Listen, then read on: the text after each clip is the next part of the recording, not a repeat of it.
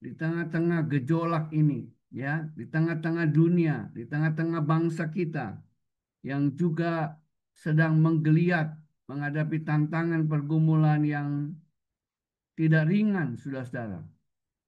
Ya, kita melihat berbagai komentar yang ada dengan situasi bangsa kita. Ya, saya kemarin beberapa, ya kemarin lah, ya ada beberapa teman kami bicara dalam WhatsApp grup, ya ada satu hamba Tuhan yang berkata, wah kita sudah gawat, ya situasi kita sudah gawat. Oh, gawatnya bagaimana? Ya salah satu pandangan dia kenapa gawat. Ya peristiwa bagaimana seorang menteri yang rumahnya dijarah 2 kali, ya 2 kali berturut-turut dalam satu malam, yang sudah meminta pertolongan kepada Kementerian Pertahanan, tetapi tidak mampu dilindungi oleh negara. Ya, seperti apa negara ini? Ya, kalau seorang menteri yang memiliki reputasi internasional tidak mampu dilindungi, apalagi rakyat kecil, saudara. Ya, dan ini memprihatinkan. Ya, bagaimana administrasi negara dalam mengatur ini? Ya. Memang tantangan-tantangan seperti ini begitu banyak, ya. Bisa saja mengkhawatirkan. Nah, kita bisa melihat bagaimana Israel menyerang 12 pemimpin satu negara. Nah, negara itu tidak mampu melindungi, saudara. Ya. Dan itulah yang sedang terjadi di dunia ini. Nah, bagaimana peran gereja dalam pembinaan iman jemaat? Ya, kita ditantang untuk memang mengupgrade pemahaman pengetahuan kita. Oleh sebab itu, kita berbicara tentang peran gereja, bahwa gereja didirikan bukan tanpa tujuan oleh Tuhan kita, Yesus Kristus. Dia mendirikan gereja dalam konteks bagaimana hubungan gereja dengan dunia ini, saudara. Di mana kita perlu membina iman jemaat dalam mengerti rencana Allah yang semula. Paulus berbicara tentang hal ini, saya mengambil dari kitab Roma 10, ya. Karena berbicara tentang hal ini kita juga harus berbicara tentang bangsa Israel. Saya ambil dari Roma 10, ya, tentang kebenaran karena iman,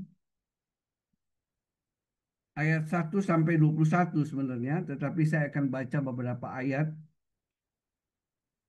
Saudara-saudara, keinginan hatiku dan doaku kepada Tuhan ialah supaya mereka diselamatkan.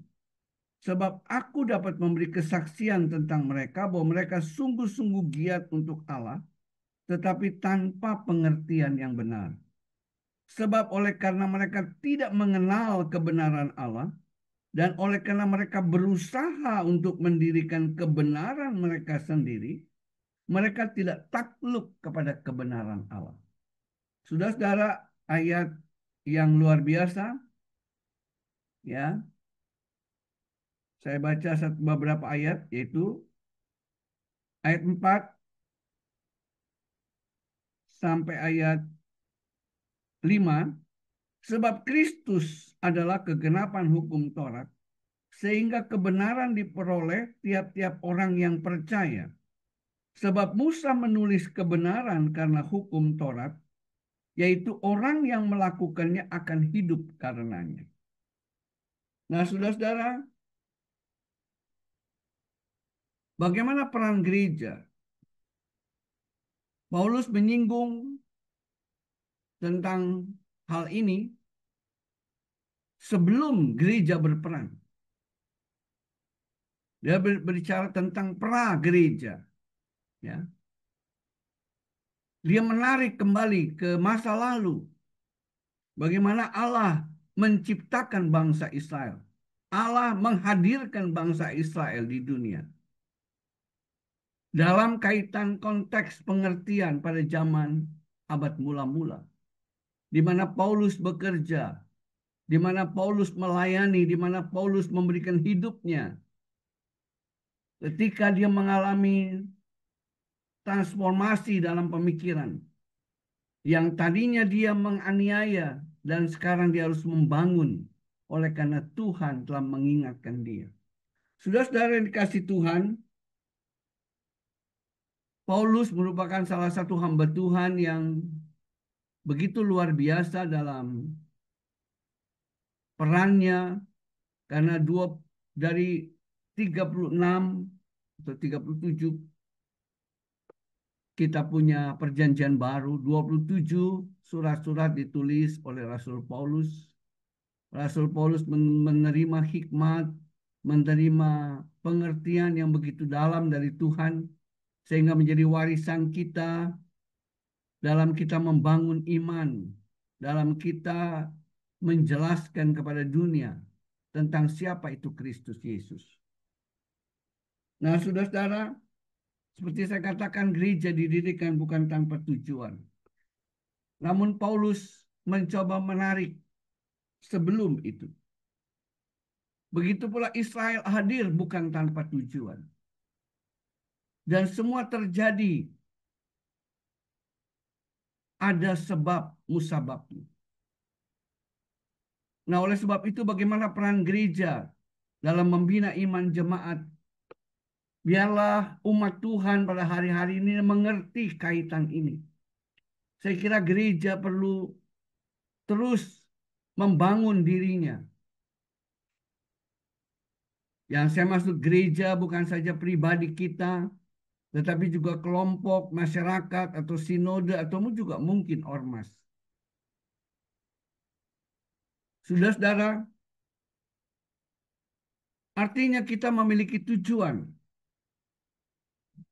Nah, saya melihat inilah yang menjadi tantangan bagi pemimpin-pemimpin, baik teolog-teolog, baik umat Tuhan, hamba-hamba Tuhan yang punya beban mendirikan STT, mendirikan pelayanan-pelayanan, ya, menjadi tantangan untuk melihat betapa pentingnya memberi pengertian kepada umat Tuhan. Karena tanpa pengertian yang benar, mereka tidak melihat rencana Allah yang besar yang Allah perlihatkan kepada dunia ini. Saudara-saudara, kita melihat umatku binasa, kata Tuhan, sebab tidak berpengetahuan. Ya, mereka menolak pengetahuan akan Allah. Sehingga penting sekali ketika kita membangun jemaat untuk mengerti ini. Ya. Karena dunia sudah mengalami pemutarbalikan fakta-fakta. Lalu kita mengikuti bagaimana fakta-fakta yang disodorkan oleh dunia ini, peristiwa peperangan Israel dengan Hamas, narasi yang berkata bahwa Israel menjajah Palestina. Ini sesuatu yang nyata pemutarbalikan. Sehingga Ibu Monique Ricker berkali-kali berkata bahwa ini adalah narasi pemalsuan. Ya, narasi pemalsuan sejarah. Bahkan sejarahnya belum lama. Bagaimana hadirnya Israel oleh karena PBB mengizinkan ada 2 negara di situ. Di mana Israel akhirnya berperang dan mendapatkan tanah itu karena peperangan. Saudara-saudara, ini pun oleh dunia ya dibuat narasi terbalik. Nah, ini kita melihat ini baru terjadi Ya mungkin belum sampai 100 tahun. Bagaimana peristiwa Israel? Oleh sebab itu mari kita terus mengajarkan pada umat Tuhan mengerti hal ini di satu sisi.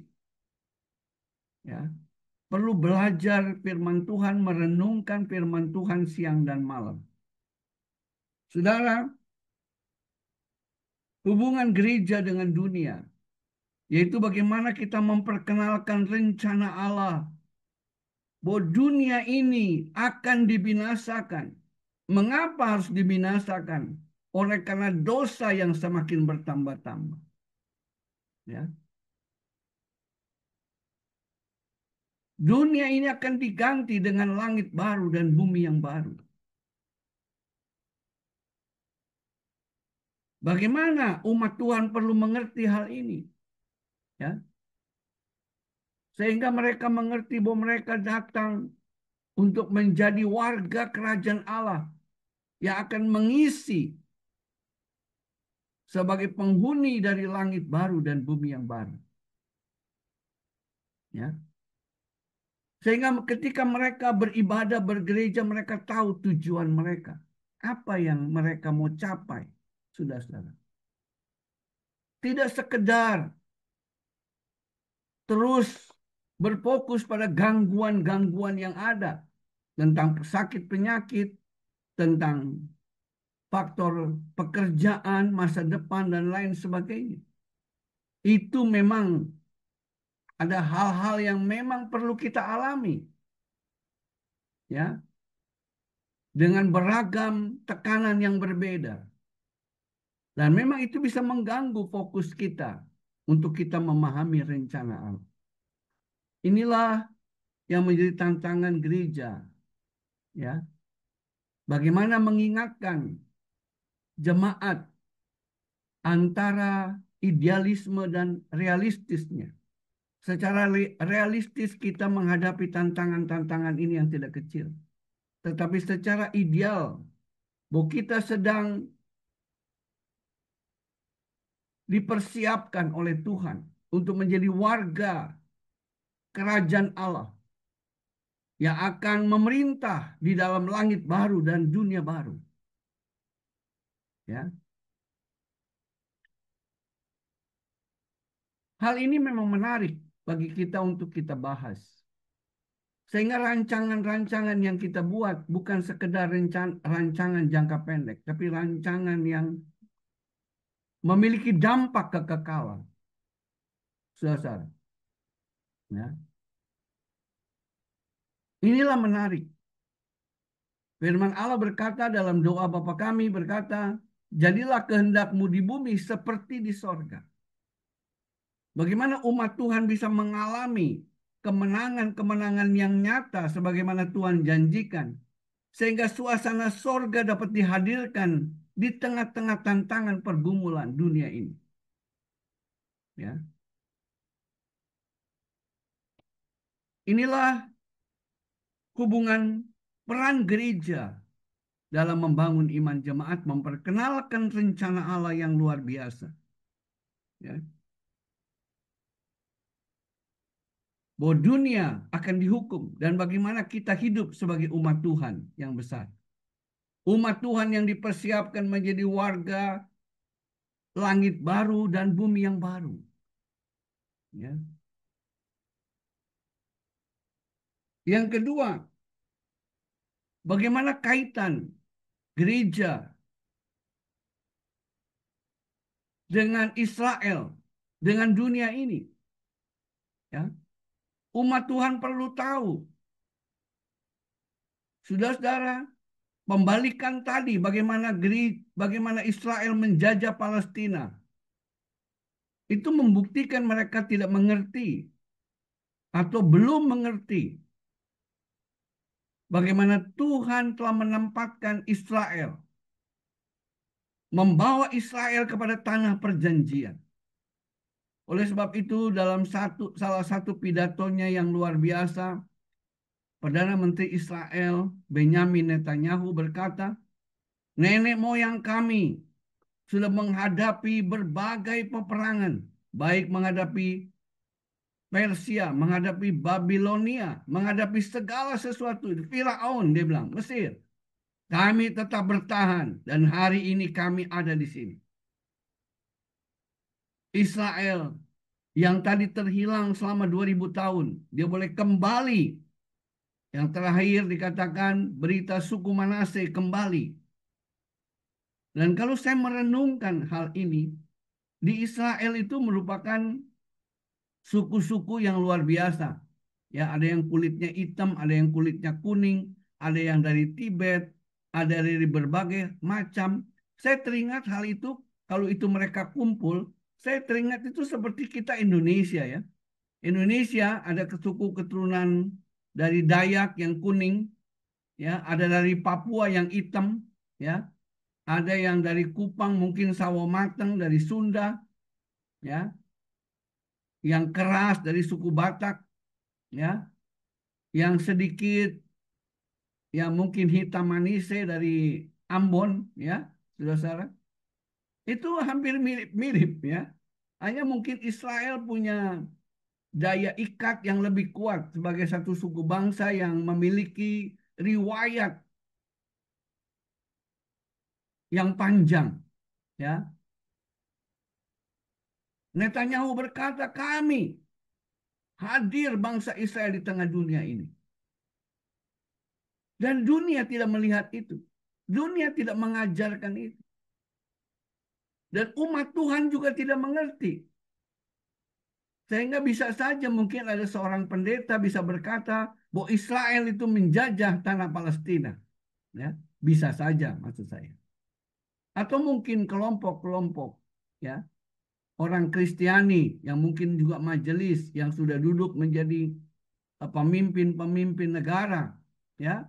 Saya percaya mereka adalah umat Tuhan yang dilatih di gereja, ya. Mereka tidak mengerti itu. Walaupun kita melihat tidak semua. Kita melihat Presiden Trump mengerti hal itu.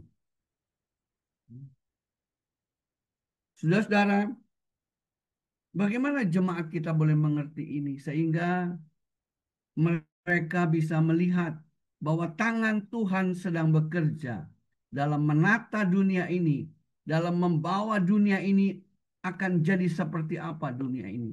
Dan anak kita umat Tuhan harus bersiap, bertobat dengan sungguh-sungguh dalam menghadapi peristiwa-peristiwa luar biasa yang akan terjadi di depan mata kita.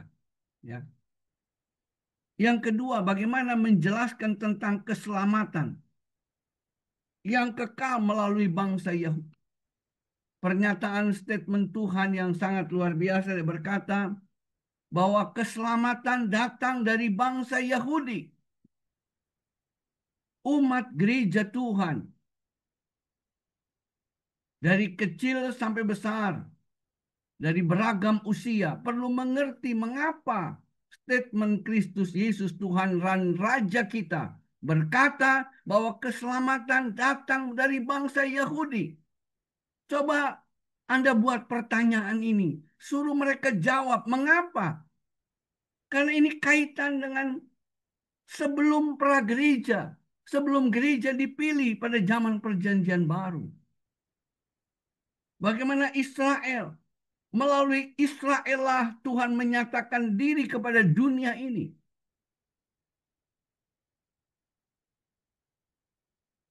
Bangsa Israel dipergunakan oleh Tuhan. Untuk menyatakan kebesarannya. Sehingga dalam satu statement. Ya. Raja Nebukadnezar berkata. Allahnya Daniel adalah Allah yang perlu diperlakukan dengan semestinya. Ya, saudara-saudara, kita melihat bagaimana peran Allah Israel melalui kisah Esther dan Mordekai, ya. Sehingga Ratu Esther pun masih ada kuburannya di Iran, saudara-saudara. Merupakan bukti bahwa bangsa Israel melalui Allah Israel mendapat pertolongan untuk memulangkan Israel ke Yerusalem dan membangun Yerusalem melalui bangsa Persia. Itu sejarah yang nyata. Tapi kita melihat bangsa Persia melupakan sejarah ini. Ya. Mereka tidak melihat Allah Israel. Tapi mereka terjebak dengan ilah yang lain. Ya.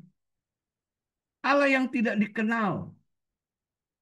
Nah, bagaimana gereja memperkenalkan sehingga iman jemaat dalam pengertian yang benar? Saudara-saudara, Israel bergumul ketika Kristus datang. Mereka bergumul antara hukum Taurat dan kasih karunia Tuhan. Dan Paulus menghadapi tantangan pada zaman itu.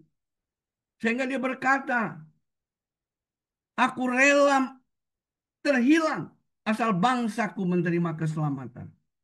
Karena dia melihat bahwa Israel dikatakan, sebab aku dapat memberi kesaksian tentang mereka. Bahwa mereka sungguh-sungguh giat untuk Allah. Tetapi tanpa pengertian yang benar. Salah. Paulus pernah mengalami karena dia ada dalam posisi itu. Ya, dia pernah menganiaya pengikut jalan Tuhan. Dia menangkapi supaya mereka bertobat kembali untuk mengikuti hukum Taurat, hukum Musa sebagai hukum yang diperkenalkan oleh Allah Israel kepada Musa. Dan mereka menganggap kebenaran ini kebenaran yang sesungguhnya. Bahkan sampai hari ini Israel pun masih dalam kungkungan hal ini. Sudah salah. Sehingga Tuhan membangkitkan satu generasi baru melalui gereja Tuhan. Untuk memperkenalkan Kristus kepada dunia ini. Dan dia berkata, keselamatan datang dari bangsa Yahudi kepada wanita Samaria. Bukan lagi di gunung ini, bukan lagi di Yerusalem. Tapi orang akan menyembah Bapa dalam roh dan kebenaran. Saudara-saudara, Roh Kudus akan bekerja pada akhir zaman. Sehingga terakhir bagaimana hubungan gereja dengan keselamatan yang kekal yang Allah persiapkan bagi dunia ini. Di mana warga gereja dipersiapkan menjadi warga kerajaan Allah. Sehingga saudara-saudara, saya dulu pernah besar di salah satu gereja, ya. Saya tidak katakan gereja apa, ya, tapi motonya begini, ya. Istilahnya sebutlah, ya. Misalnya sinode A, ya. Sinode A di bumi, sinode A di sorga. Nah, kan begitu saudara, ya. Di bumi dan di sorga, ya. Jadi yang lain semua ngontrak semua, cuman dia pemilik sorga, ya. Mungkin bisa sifatnya bercanda, mungkin bisa sifatnya suatu moto yang mau menguatkan satu komunitas tertentu, tapi secara teologis memang keliru, saudara, ya. Karena di sorga nggak ada sinode A, sinode B, ya, yang lebih rendah dan lebih tinggi.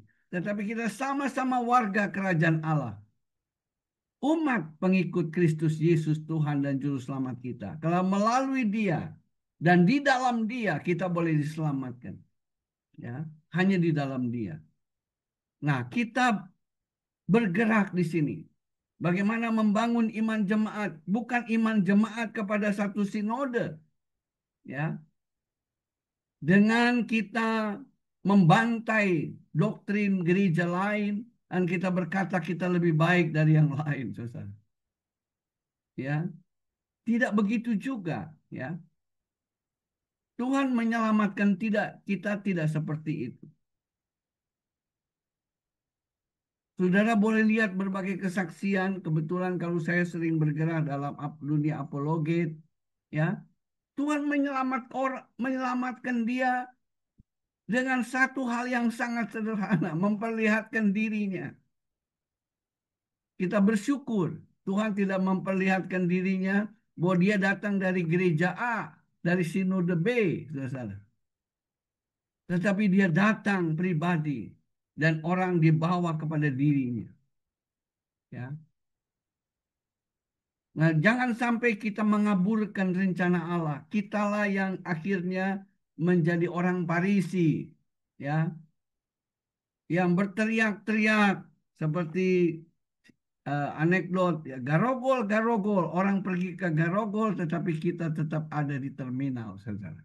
Ya, kita hanya transit di terminal.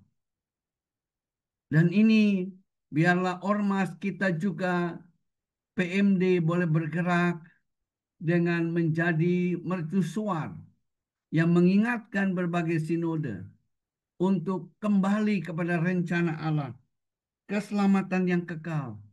Intinya di sini kita menjadi teladan serupa dengan Yesus Kristus, agar kita membawa terang Kristus. Kamu adalah terang, kamu adalah garam dunia.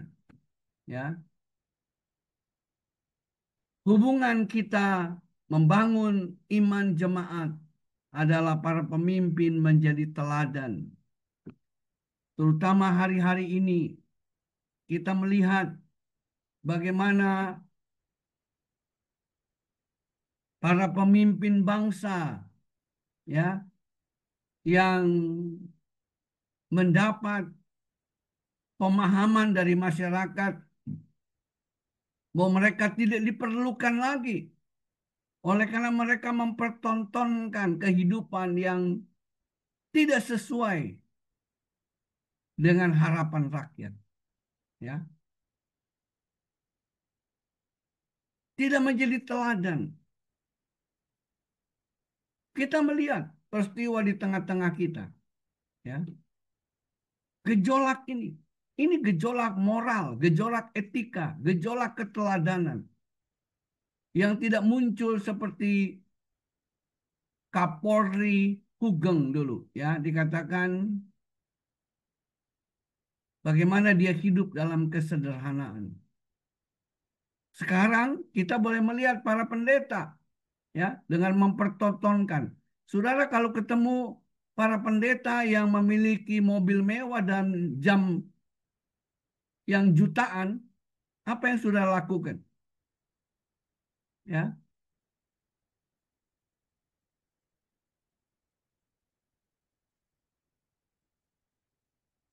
datang ke satu.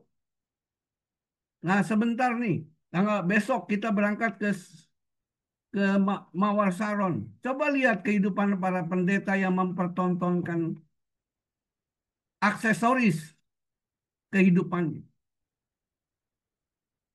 Apa yang saudara mau lakukan untuk hal itu? Ya,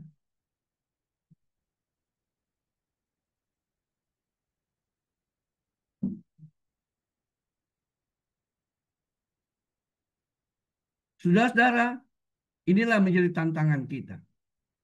Ya, mari kita menjadi teladan hari-hari ini agar Kristus Yesus semakin bertumbuh-tumbuh, bertambah-tambah, dan kita semakin berkurang-kurang.